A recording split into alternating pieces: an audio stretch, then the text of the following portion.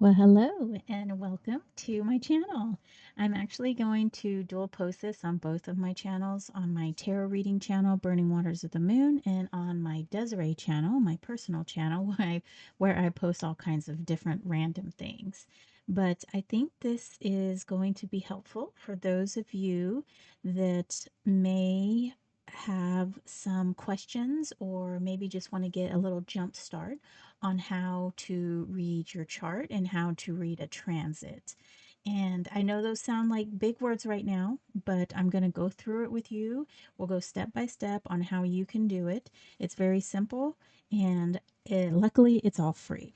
So let's go ahead and get started. So I have pulled up a wonderful website, and it's called stellarium.com. And here it is. So it is pretty cool. This website is amazing, and you can get it on your phone, you can get it on your desktop, and there's even a paid version as well. So, one of the things I like to show,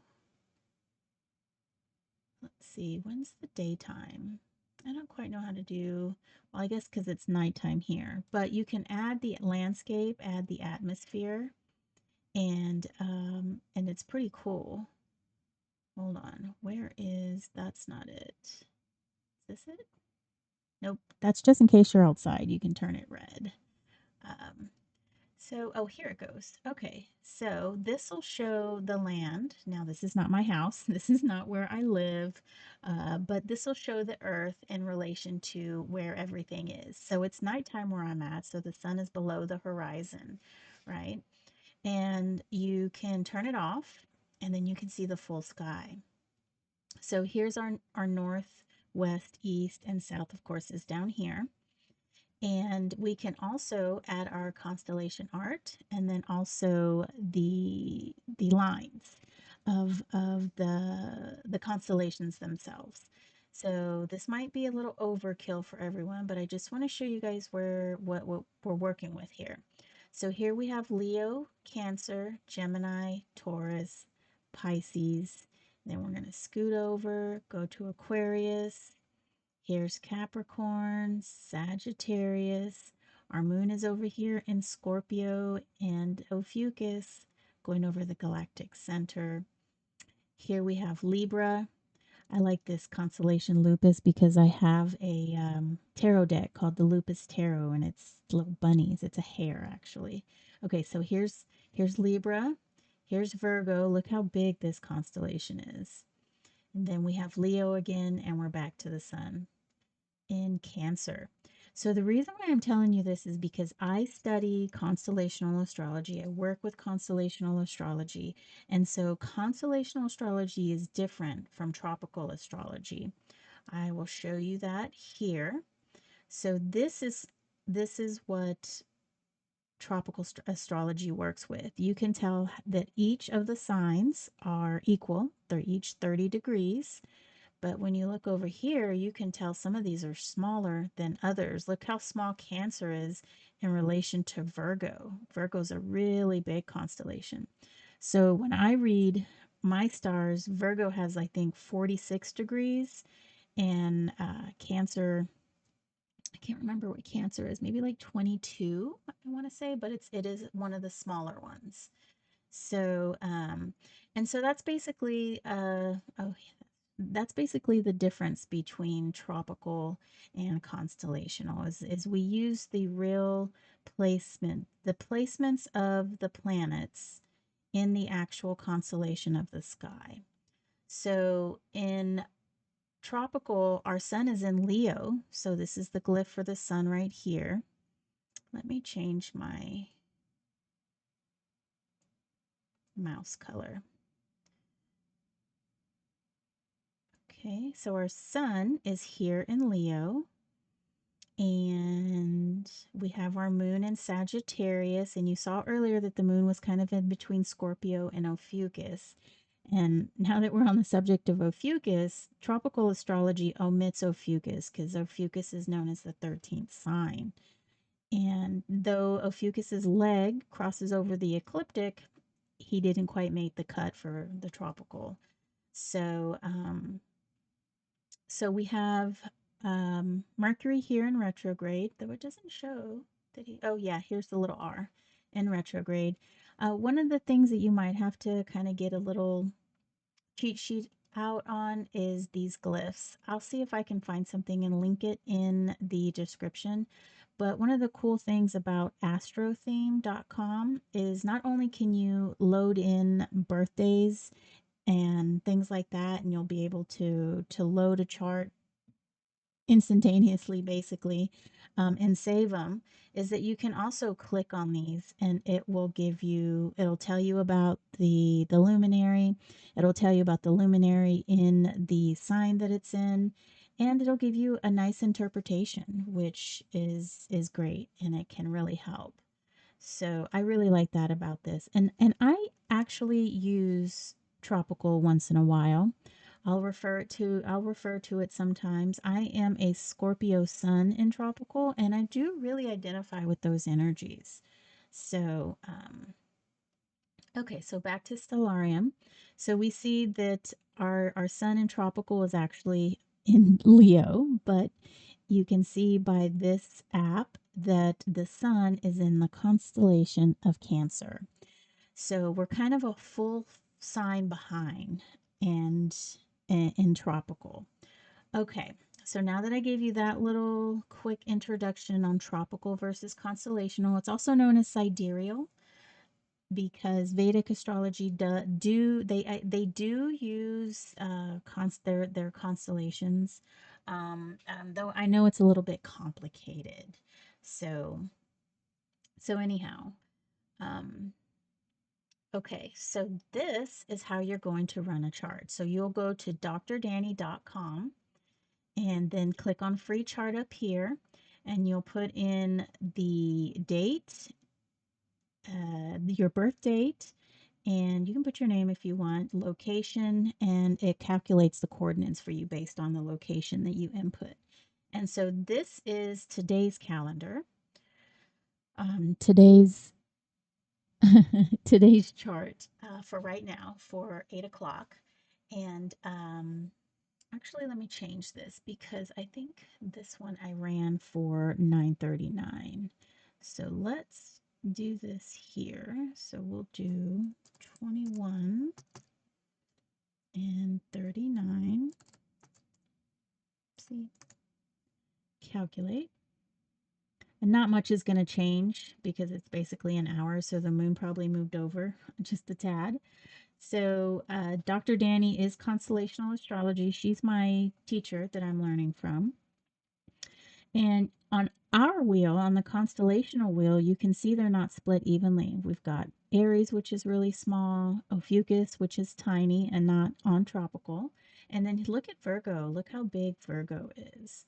She is really big. Okay, so what I'm going to teach you today is, let me duplicate this page, and then I'm going to put in my birth information. Remember, I was born at 04/12 and in Houston, Texas, USA. Okay, so this is what you can do. So you run your birth chart. Look, all of my stuff is in Virgo. It's all on this side of the chart.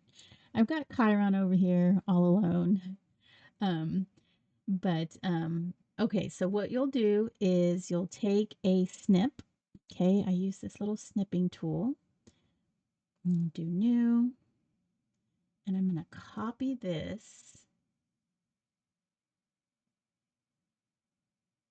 and then I'm going to bring it over here next to today's. Oh, where'd my snip go? There we go. Oh, I didn't copy it correctly. Did I? I did not. No, it's just not big enough. There we go. Okay. Okay. And so what you can do is you can mark what is going on for you. So I'm going to use, I love purple. Oh, but this blue is pretty. Okay, so I'm going to use blue. Okay, so right now we have Mars is in Virgo. He's over here. And he is in this area close to Leo. So we're going to say that Mars is over here. So we'll draw a little Mars. Okay. So as you can see, Mars is getting close to my Jupiter, my Saturn, and my Venus. Actually, he's probably, yeah, he's actually, no, he's not close to, he's not exactly there, but he's getting close to my Jupiter, which is this line here. That's Jupiter, that's Saturn, and that's Venus. And it's all happening in my 12th house. So when somebody says that Mars is transiting my natal Jupiter, that's what that means. This is my natal Jupiter here. And this is Mars, which is happening right now today. He's transiting over my natal Jupiter. He's going to transit over my natal Saturn and my natal Venus. And then he's going to go over my ascendant. So I did a tarot reading on this the other day, and I found that there's a lot of things that I need to initiate. I need to take some action on them. And there's going to be a great time of alchemy between whenever Mars gets close to my starts conjunct. It's called a conjunction when they meet. Whenever Mars conjuncts my Venus, it's going to be a time for me to take action on something related to relationships, something related to creation, organization, all of the things that mean something to Venus, mean something in relation to Venus in Virgo. Okay. So this is telling me I have some action to take. And once it hits my ascendant, what my actions are going to, how is this, is going to define me. It's going to, whatever action it is that I feel inclined to take, or that I have that gut feeling that I need to do. It's a definition of my character, because that's what the ascendant means, right? So another thing that's going to happen is Mars is also going to come across my natal moon, my natal Pluto. And I mean, he is going to hit all of this stuff within, by, I think it was October 12th. So I'm going to be experiencing a lot of catalyzing and energies that I can start working with here. And you'll notice that my natal Mercury is retrograde. So I don't usually have issues that most people do when Mercury's in retrograde, because you can see here right now, Mercury's in retrograde in the sign of Cancer. And so when everybody's talking about, oh, it's Mercury retrograde, it's that I don't really have issue, but I do find that I have a lot of issues when Mercury's not retrograde.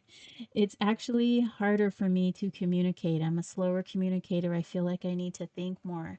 And I've never really understood why. I kind of thought that I was what is this, shy, or just not quick-witted. But I am quick-witted, and I'm quick-witted when Mercury's in retrograde. It's just when Mercury's not in retrograde that I'm a little bit slower. I'm a little bit more cautious. And in my astrology class, we were all just joking about how how not to talk to me when Mercury's not in retrograde. Don't communicate with me then, because Mercury is not in retrograde. I can't think or talk. So so that was pretty funny. Um, so see how this is important. See how this is a way that we can use our energies. Another big thing is when your natal Saturn, I'm sorry, when Saturn is transiting any of your natal your natal placements, right? So Saturn right now is in Gemini, okay? And these houses change by the minute, hour. So the houses is basically like a clock. And so whatever's on the ascendant, that is where the horizon is right now. So the horizon is in Aquarius, but as we're ticking minutes away, it's moving around, okay? Um And let's see, what else was I gonna say? I kind of lost my train of thought right there. Oh, Saturn is a big one. Because Saturn is one of those planets where he likes to give you a lesson. And if there is a lesson that needs to be learned, usually lessons are a little bit harder than we would like them to be, right? Especially if we have to keep repeating the same lesson. So when Saturn is transiting, it sometimes can be a hard situation for us. And so that is a good thing for you to look at. And now, as someone who just as someone who is just starting learning your chart, it's going to be a little bit, it's going to be difficult for you to get these aspects down because there's so much that goes to interpreting charts. One of the things that I like to do is I'll find where the planet is, and then I'll find out what the ruler of that planet is. So here's Venus, and the ruler of Venus is Mercury. And Mercury's house is in the third house. So I'll see what's in the third house here, and that is what will affect some of my Venus energies, right? So see, it can get very um, granular, and there's so many ways to interpret things, and each one of these houses also has a meaning. So first house is the self, second house is money and possessions, third house is communications, fourth house is family, fifth house is like your pleasure stuff, this is like your relationship, no, I'm sorry, your work. Seven is the relationship. Eight is like your taxes and transformations. Nine is higher learning. 10 is how is your work. And 11, ooh, the 11 escapes me right now. I can't think of what 11 is. And but 12 is also like the depths, going deep, getting kind of solitary, you know. And let me check, let me reference my book as to what 11 is.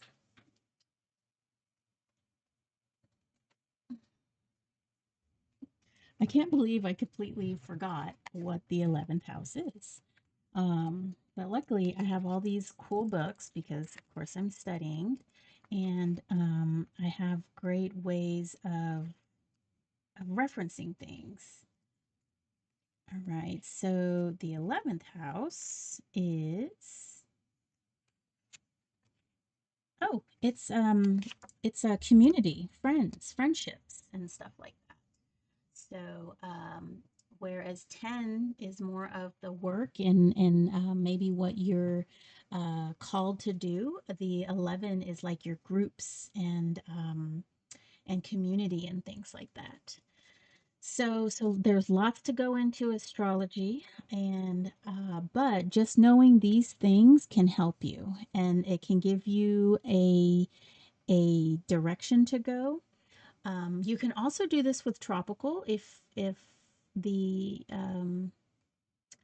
if constellational isn't quite vibing with you, you know, I get it. So what you would do, I like I said, I like astrotheme.com. I'll leave the links below so you can run both of these charts. But you do the same thing, you know, you'll just do a little screenshot of this, um, and you will put it next to it, and you'll start comparing. Okay. You can even print them out and work with it that way. So look, it works the same way, and you can see what's going on. So according to this, I can show you my chart actually. Let's see. Am I logged in? I don't think I'm logged in. And they changed the website on me. I mean, oh, I don't know where to go. Maybe here. Okay, sign in. Email address. Oh, geez. Oh, my one password. Okay, this is just going to be too much. I gotta put in my one password. Okay, well, that is that. And so I really hope that this has helped. I'm going to leave the link to Stellarium. I will leave the link to Dr. Danny's site. I'll leave the link to Astrotheme, and I'll see if I can find a nice little cheat sheet to leave with you guys so you can work with the glyphs. But also, if you would like a reading, I'm open to giving readings. I do need to practice, so I would appreciate you allowing me to be your guinea pig. Um, I can just get, I'll give you a natal reading for free, and we can kind of discuss everything. Um, I know it does take a while for me to get these going, but the free ones I'm going to do a really quick one. But if I have to get down and get really into it, really talking about your placements and your houses and all of that, um I would have to charge for my time, because not only do I mean, we all know, okay, but as an introductory astrologer, I'm thinking I can keep it around, $25 or so. But but yeah, I would love to help. And also, when I do my readings on Burning Waters of the Moon Tarot on YouTube, you can sort of follow as to what's going on here. So you'll kind of know what I mean when I'm saying the constellation. The moon is in the constellation of Taurus tonight. So if you have any questions, just let me know. Post it in the description, I mean, in the comments, or, reach out to me through email. That's always great. So I will get it. Thank you for watching, and I'll see you next video. Take care.